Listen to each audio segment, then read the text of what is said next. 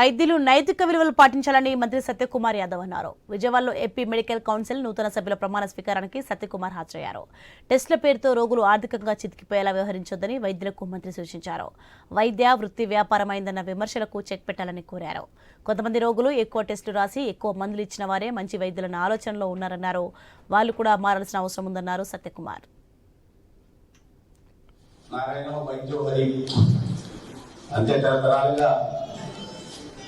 వైద్యుల్ని దేవుడితో పోల్చేవారు.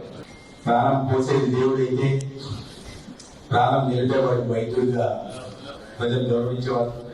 కానీ ఇటీవల పరిణామాలు చూస్తే కాస్త వైద్య వృత్తి కూడా కాస్తగా పలచబడినట్టుగా తెలుస్తుంది. విలువల విషయంలో చాలా కారణాల వల్ల అవసరం లేకపోయినా యాంటీబయాటిక్స్ ఇవ్వడం, అవసరం లేకపోయినా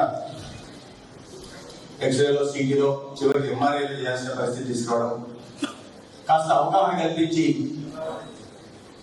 నార్మల్ డెలివరీ చేయాల్సిన పరిస్థితుల్లో సిజేరియన్ చేయాల్సి రావడం. ఎందుకు ఇది ప్రముఖంగా ప్రస్తావిస్తున్నా అంటే వారు మా గౌరవ ముఖ్యమంత్రి గారు పాపులేషన్ మేనేజ్మెంట్ మీద, గతంలో పాపులేషన్ కంట్రోల్ మీద మాట్లాడిన ముఖ్యమంత్రి గారు ఇవాళ సమకాలీన పరిస్థితులను దృష్టిలో పెట్టుకుని